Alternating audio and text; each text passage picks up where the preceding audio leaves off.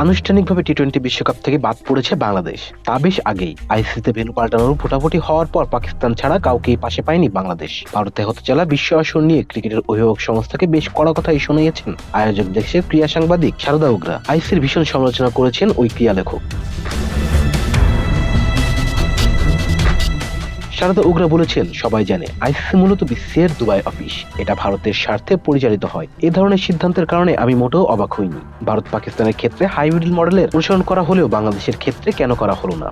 এমন প্রশ্নে শারদা বলেছেন, এর খুব সাধারণ উত্তর হলো ক্রিকেট বিশ্ব বাংলাদেশ আসলে তেমন কোনো প্রভাব নেই। আইসিসির বোর্ডও তারা আসলে তেমন কোনো বন্ধু নেই যাকে তারা বোঝাতে পারে আমাদের পক্ষে কাজ করতে হবে। আইসিসির আসলে এখানে নিরপেক্ষ দায়িত্ব পালন করতে ব্যর্থ হয়েছে, যার কারণে এত পরিমাণ দর্শক বিশ্বকাপ থেকে বাদ পড়লো।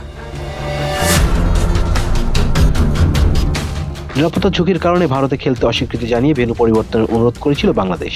আমলে না নিয়ে আনুষ্ঠানিকভাবে বাংলাদেশকে বাদ দিয়ে স্কটল্যান্ডকে বিশ্বকাপে যুক্ত করে আইসিসি। বিশ্বকাপে গ্রুপ সিতে ছিল বাংলাদেশ। টাইগারদের গ্রুপ পর্বে 3 ম্যাচ কলকাতায়, 1 ম্যাচ মুম্বাইতে গড়ানোর কথা ছিল। বাংলাদেশ খেলতে না যাওয়ার সিদ্ধান্তে বিকল্প হিসেবে স্কটল্যান্ডের জায়গা হয়েছে সেখানে। স্কটিশরা ইউরোপীয় বাছাই পর্বে নেদারল্যান্ডস, ইতালি এবং জার্সি থেকে পিছিয়ে 2026 টি-20 বিশ্বকাপ খেলার যোগ্যতা অর্জনে ব্যর্থ হয়েছিল।